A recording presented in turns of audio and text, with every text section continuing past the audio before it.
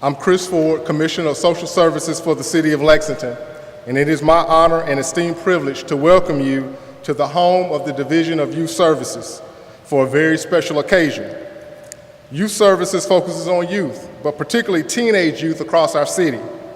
We embrace this work with the support of many community partners, several of which have joined us this morning. And for reference, we operate 4 distinct programs: our Youth Development Center, which houses our Summer Youth Job Training Program, Juvenile Probation and Court Services, Court-Appointed Special Advocates, also known as CASA of Lexington, and last but not least, the Day Treatment Program. This morning, we will hear and learn more about the Day Treatment Program. Our speakers will highlight the program's innovative and collaborative partnership model and further describe as to why we believe our local program connects so closely to the legacy and life's work of the late Audrey Louise Ross Grevious.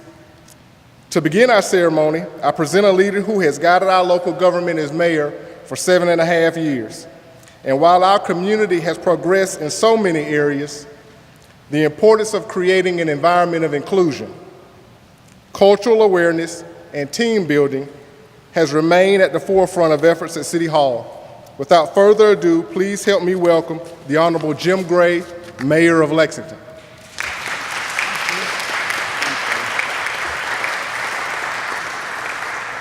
Well, first things first, let me say, let's give a hand of applause to Commissioner Chris Ford for the work that he's done. Chris.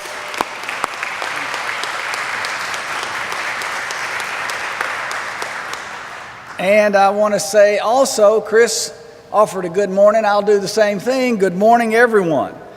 Good morning. And welcome to our council members, Peggy Henson. We're here in Peggy's district.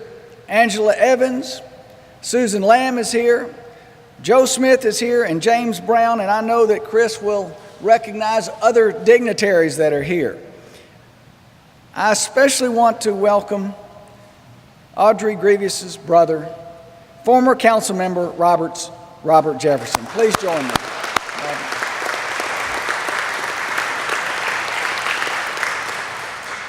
We want to welcome other family members who are here and the members of Delta Sigma Theta sorority. Audrey Grevious was an extraordinary leader, a gifted educator. She was president of the Lexington NAACP chapter, organizing numerous protests and sit-ins in the 1960s, fighting for civil rights. She helped lay the foundation for the diversity that Lexington enjoys today. She was also a gifted educator. This center is a place where we help students get their academic careers and their lives back on track. Mrs. Grevious, a teacher and a principal, she knew how to do that. This name change is important. It's a clear signal that we are proud of the students who attend class here. Lexington is a place that treasures its young people. We're invested in ensuring their success. Here at the Audrey Grevious Center, that means that the staff will focus on inclusivity, the blessings of hard work, effort, and pride. Mr. Jefferson, Robert, I thank, and we all thank, Mrs. Grevious. We all know that she would be proud of the changes we're making here today. In recent months, there's been a lot of talk about the lack of recognition, of course, and the accomplishments, especially, of women in our country and even in our city. There's been a lot of conversation about it. Today, we are taking a step in the right direction in that recognition. There we go.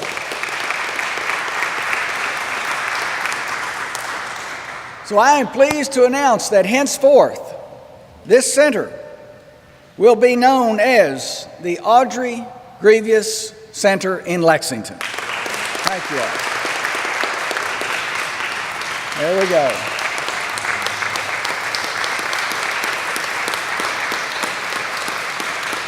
Thank you all.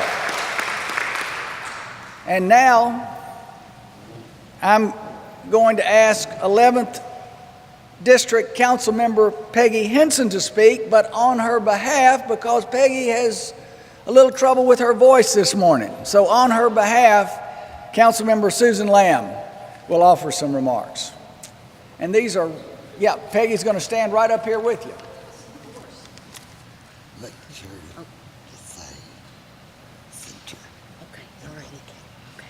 But I just, because my voice is so weak, I didn't feel like I could deliver my remarks. So, but I just want to say what a wonderful day this is and how grateful I am for you that are here and for the family of Audrey Grevious. And I will let my colleague and good friend Susan Lamb read my remarks. Okay. It is my humble and honor to be able to say this on behalf of my colleague and best friend, Councilmember Peggy Henson. The excellent education and services provided to the students at the now Audrey Grevious Center will not change, but the present stigma for the students by the previous name will go away. I am thrilled that this name change has become a realization, and I am extremely grateful to the family of Audrey Grevious for allowing this school to be named in her honor. Audrey Grevious was a person who felt all lives are of value, and I share those feelings. As we have learned, renaming a building is not an easy task, so I am very appreciative of the school staff, administrators, Youth Services Director Stephanie Hong, and Commissioner of Social Services Chris Ford for their work in identifying an appropriate, magnificent, but mostly respectful name for this school. To the students who attend the Audrey Grevious Center, please remember you have a chance to succeed. Give it all your effort. Your life and success does matter. And I finish with a quote from Audrey Grevious. Anything I want to do, I can do it. It may take a little longer, but I will do it. Thank you. Thank you.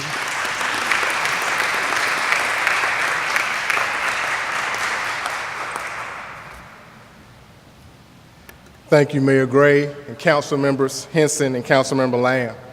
And without a doubt, Councilmember Henson has been a driving force and advocate for this renaming effort. And she has served the 11th District for 11 consecutive years, I believe now, and will be retiring in December. So Peggy, we thank you and we appreciate all you've done, not only for social services, but for the entire city of Lexington.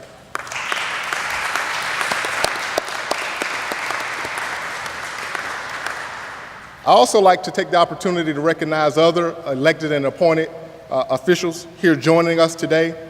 I see Representative George Brown, which represents the 77th District in the General Assembly. Thank you for being here, George.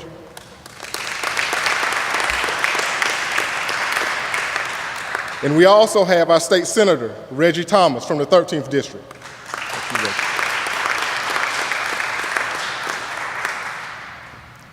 The model of the day treatment program is built upon a model of collaboration between Fayette County Public Schools, the Kentucky Department of Juvenile Justice, and Lexington Division of Youth Services. Our next two speakers will talk about that collaboration.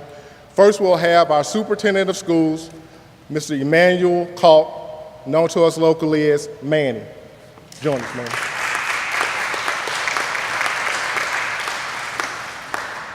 Good morning.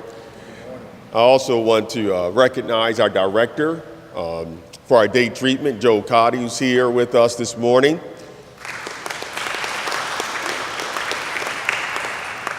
And I offer remarks on behalf of the Fayette County Board of Education. When you think about Ms. Grevious, you think about a person whose life was to make a difference. And she started out as a teacher in a reformatory school. And making a difference, addressing the separate but equal. And throughout our life, as our mayor stated, head of the NAACP and CORE, it's about making a difference and having an impact in addressing those social and economic injustice. that the African American community faced at that time. It didn't stop there. As a leader, a principal at Maxwell, making a difference for children. And I often say that as I stand before you today, and many of you in the audience, we stand on the shoulders of giants. And Ms. Grevious was one of those giants. And she has transformed Lexington for the better. And it's only befitting that a program that works with students in transforming their lives for the better would be appropriately named in her honor. Thank you.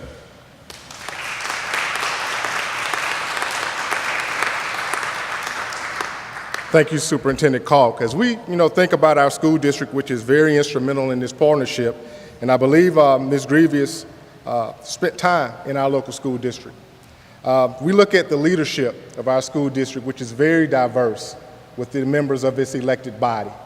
5 school board members, 2 women, 2 African-American men, and an African-American male that serves as our superintendent. Despite all of that, all very quality community members and qualified persons. And so that represents the change that has come to Lexington. I'd now like to bring on Stephanie Hong, which is not a stranger to anyone in the room. She serves as our Director of Youth Services. Stephanie, come. Thank you. Good morning, everybody. Thank you for being here in this very special event. And again, my name is Stephanie Hong, Director of Youth Services. Oftentimes people ask me, what does youth services do? And in a simple way is we do everything possible for young people, from after-school program, from summer job employment training, to case management, intensive case management, and to alternative education, juvenile probation, and the whole line. And the whole thing is, we all understand that teenager year is really challenging. And we want to provide this setting with core involved youth that are able to learn new behavior and be able to managing and they're facing their challenge in the future. I personally always like about history, and so I want to just kind of talk a little bit about Lexington Day Treatment Center. It was 1971. It was about 47 years ago when Lexington provided the day treatment program for, at the time, it was delinquent boys. And 2 years after that, the Fayette County Physical Court combined the resources with Lexington Charitable Funds, built Lexington Day Treatment Annex. And by that time, they included the girls, not just the boys, they also include the girls. And then the following year, that's 1974, with the merged government, Day Treatment Center become part of what you call Children's Bureau, that's the old names, and now it's the Division of Youth Services. 31 years after that, that's when in 2005, the program moved into this beautiful state-of-the-art building. And I do believe our day treatment is the most beautiful and newest facility in all the state's day treatment program. And we are very proud of this beautiful facility. It gives the kids the sense of pride when they walk into the beautiful, well-kept building. The mission of the Day Treatment Center is to provide therapeutic intervention to co-ordered youth in collaboration with Fayette County Public Schools. And the program is centered around the FACE system that is based on behavior therapy. And we employed licensed master-level social workers to provide individual and group therapy from a variety of the disciplines, including cognitive behavioral therapy, motivational enhancement therapy, trauma-informed intervention, and life skills teaching. At the same time, the part of the program does address the family issues, and the family involvement is a critical part of the success of the program. So we are trying to work with the family in a holistic way. So what are our successes? I look at back 3 years ago till today, we average different years, different kids. So we have about 50 to 70% of the kids demonstrate positive behavioral change. And that's sometimes very challenging. And I sometimes need to encourage our staff, when the kid is that their behavior for the last 14 years, 15 years, and we try to change it within the 6 months period of time or 1 year period of time, it's really challenging. We also have about 68 to 79% of them had improved their attendance. And you may think this is just a minor thing, attendance, but you know, most of the kids coming here has a lot of truancy issue. And if they are not in school, they are not going to learn. So it's a big deal that they improve their attendance. 90% of the kids either graduated from the program, transitioned back into their home school, or graduated from the high school. Just last month, we have 5 graduates from the program to return. Some are middle school, and they ended up able to get back to the freshman high school. And we have 8 graduates from 4 high schools. And that's the success of our program. Thank you for being here. Thank you, Stephanie. Next, we'll reflect on Mrs. Grevious' contributions to the community. We know she was a pioneer in the local civil rights movement. Next, we'll hear from Priscilla Johnson. Priscilla has served as both the chairperson for the Lexington Local Human Rights Commission and the Kentucky Commission on Human Rights. She joined Mrs. Grevious as a 2012 inductee to the Kentucky Civil Rights Hall of Fame. Please welcome Priscilla Johnson.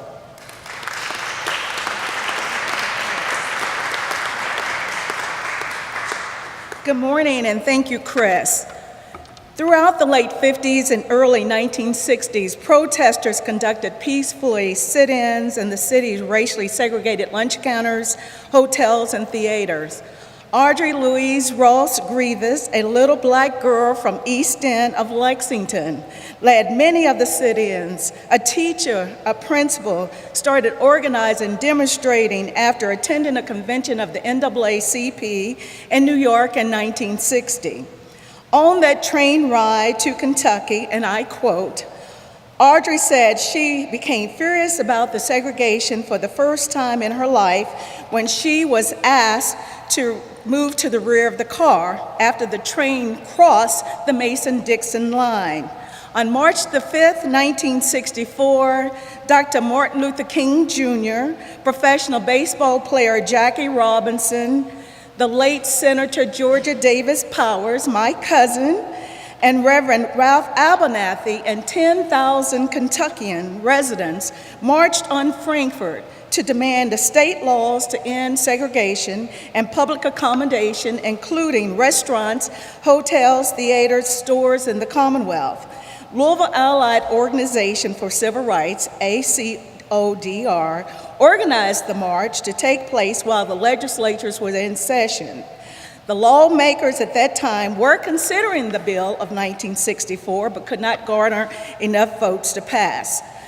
Leaders continued to organize. The March on Frankfort was the largest gathering in Kentucky. Civil rights leaders of the most significant civil rights activity in Kentucky to date.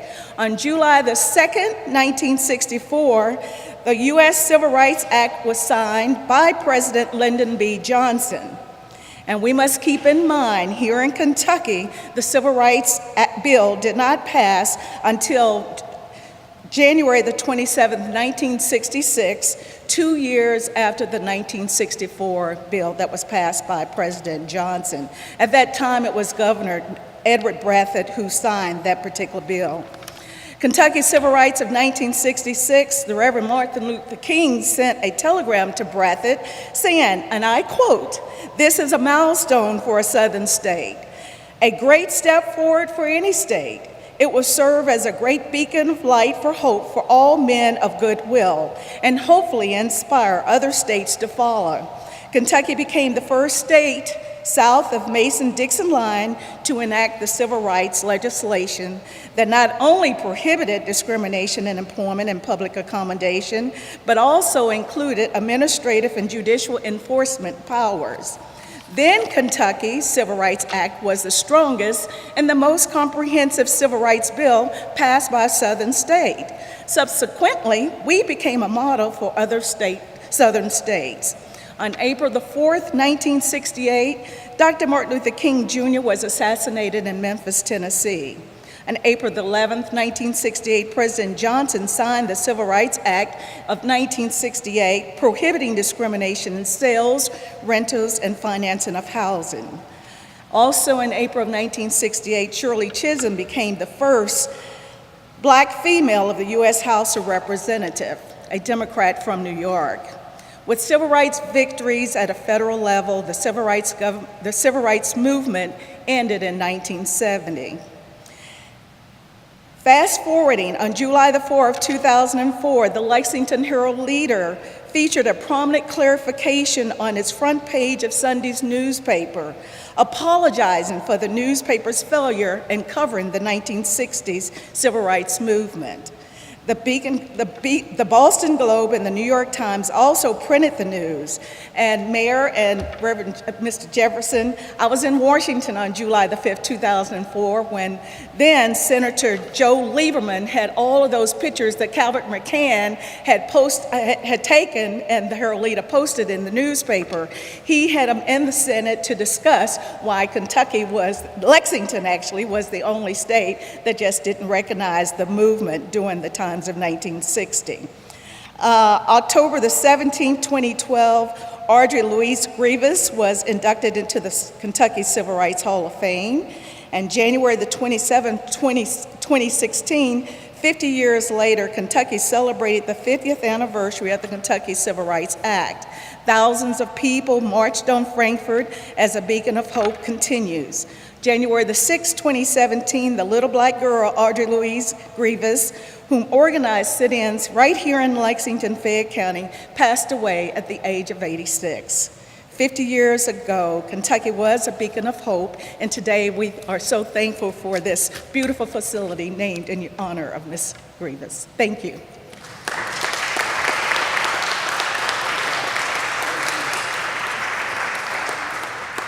Thank you, Priscilla, for your remarks and illustrating just what impact Ms. Grevious and those that worked with her had on our community.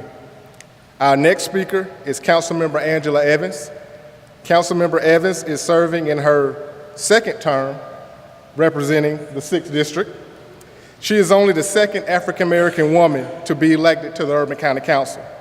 Councilmember Evans is also a member of Delta Sigma Theta sorority, as was Ms. Grevious. Please welcome Councilmember Angela Evans.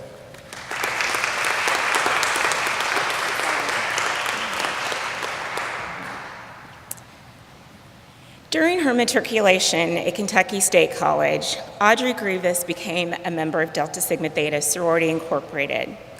Although her membership in Delta was rarely, if ever, mentioned in interviews or articles about her, Soror Grevious's dedication to the sorority and its values were evident in every aspect of her life. We are grateful for her leadership throughout the community, and especially as past president of the Lexington chapter of Delta Sigma Theta. We are proud to call her our soror. A nonprofit organization founded by 22 collegiate black women dedicated to providing assistance and support through established programs in communities throughout the world. It's no surprise that Audrey Grevious desired to be a member of Delta Sigma Theta, nor a surprise that Delta chose her to be a member of our beloved sorority. The 22 founders of Delta wanted to use their collective strength to promote academic excellence, provide scholarships to those in need, support the underserved, educate and stimulate participation in the establishment of positive public policy, and to highlight and provide solutions to problems in their community. And if that doesn't sound like Audrey Grevious, I'm not so sure what does. Delta co-founder Bertha Pitts Campbell once explained, "We had a broader view. We wanted to reach our community. We wanted to be more than just a social group. This is the purpose of every Delta. And with poise, grace, courage, and persistence, Soror Grevious fulfilled that purpose beyond measure."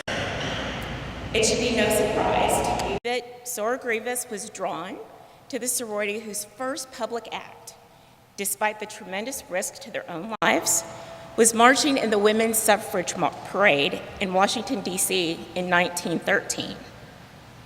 These 22 women, acutely aware of the horrible violence against the white suffragists, understood they could face a fate much worse. Yet with courage and determination to fight for equality, they marched.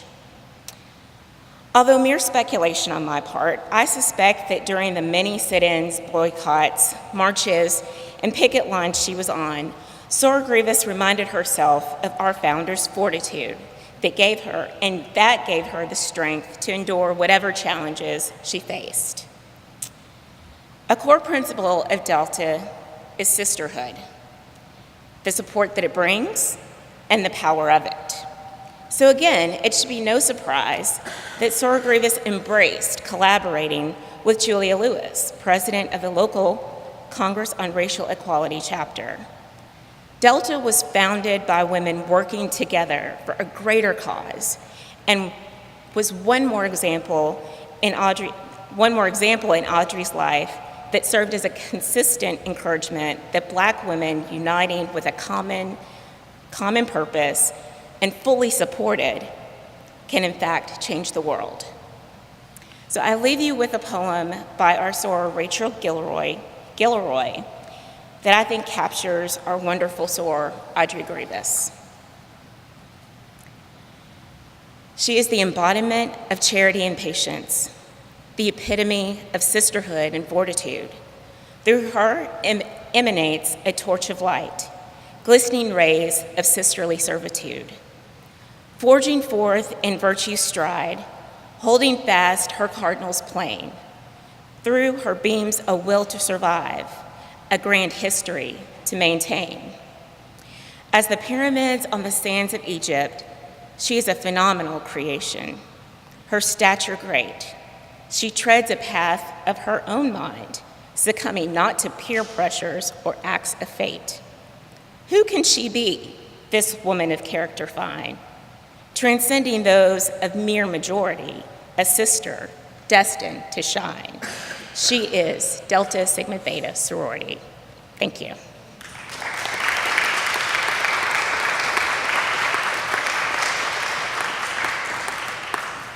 Thank you, Council Member.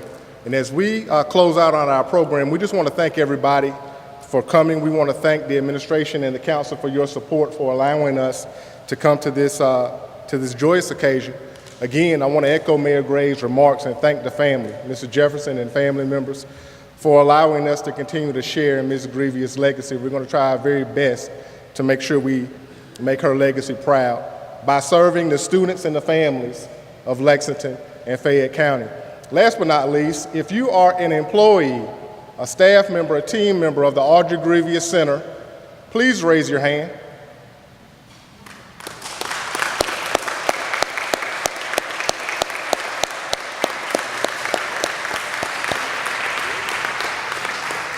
We thank each and every one of you so very much, and we look forward to finishing the summer session and welcoming our students to the Audrey Grevious Center this fall. What we're going to do now is we're going to conclude the program with a ribbon cutting ceremony. We'd ask our platform guests, our elected officials that are joining us, and of course the family, if you would come to the front, and we'll ceremonially, yes sir, right here. Mayor, we're going on your count. One, on the count of three. Wait. On the count of three, we'll put the ribbon. 1, 2, 3.